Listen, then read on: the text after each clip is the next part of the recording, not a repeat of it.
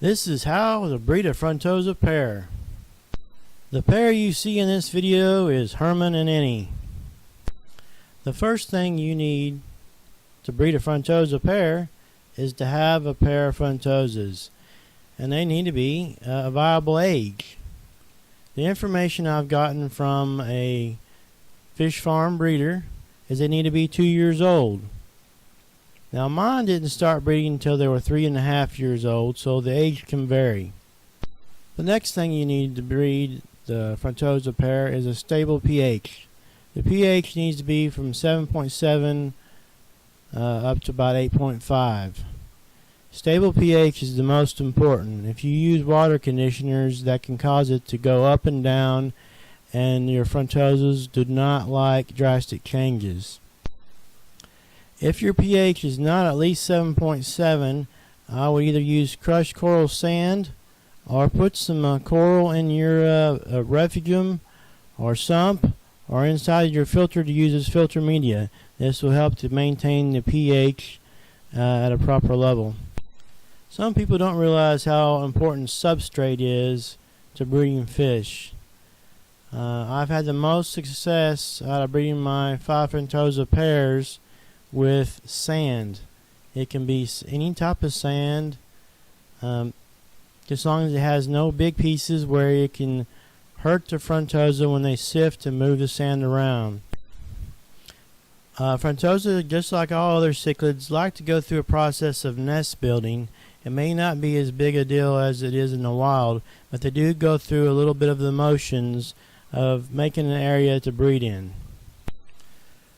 Another important aspect of breeding Frontosas is their diet. Now I've been feeding my Frontosas swa fillet. You can buy it at the grocery store. It's frozen. It has no skin or bones, and you can cut it up and let it thaw out and in the correct portions so that they'll eat. Now when you're feeding the actual fish to the Frontosas, sometimes they don't eat every day. Sometimes it's better just to feed them every other day, because you'll notice that they're not interested from day to day if they pigged out the day before. You can use a variety of foods, but a consistent diet is very important, because when you change their diet, they can reject the food for several days, and this keeps the fish from building up the fat reserves that the female needs to breed fish. Now water changes are very important. It's one of the biggest important things in the hobby. It's not really mentioned enough in the hobby on information. You need to do at least 20% of water changes a week. Some people just do bi-weekly water changes, but I think weekly is the best. Any more than a 20% water change can stress a Frontosa out. They don't like drastic changes. Now after a while of conditioning them, they will actually prepare for your water change and start to get excited if they're ready to breed. They'll actually come out and be very active during the water change process if you do it the right way. Another important factor is the tank aquarium size. For a pair of Frontosa, you at least have to have a 55-gallon aquarium. The aquarium you're looking at in front of you is a 58-gallon aquarium. Now if you've been watching the video, I have a couple of caves in there for Annie. Annie's the female. Those are for security, and when Herman wants to mate, she has a place to go where he can't get to her.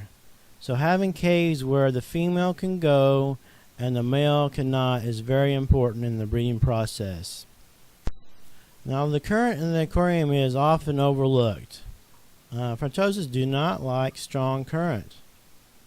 Now they may be inside of, you see them in African cichlid tanks with strong current, but to get them to breed you really don't need a strong current. In Lake Tanganyika there's not a lot of current down in the bottom, but there is some. You can see things, if you've seen some of the videos, there is a little bit of a current there, but to get them to breed you don't need a strong current.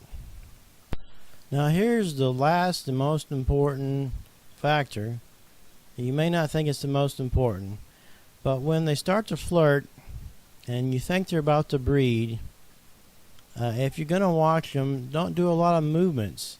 Don't have a lot of movements in the room, or leave the room. If you're wanting to get it on camera, set up a tripod. But if you are in the room, don't make a lot of movements and try not to move around the aquarium. Interrupt breeding can prevent them from breeding, to distract them. They won't have it pick up as many eggs, or they won't even go through the process at all. Especially if there's their first time breeding. They're real sensitive to distraction. They're a skittish fish, so you can stop their process by moving around them, having too much light in the room, different factors. So don't interrupt them if they're starting to act like they're about to breed, or if they're actually breeding. Now the steps I've listed are not major. They're not like rocket science. And to breed these Frontosas, it's not rocket science.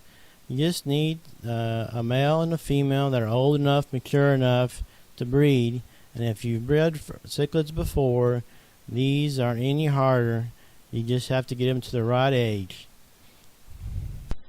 Now when you have a school of Frontosas, the way to get them to breed can be different than breeding a pair.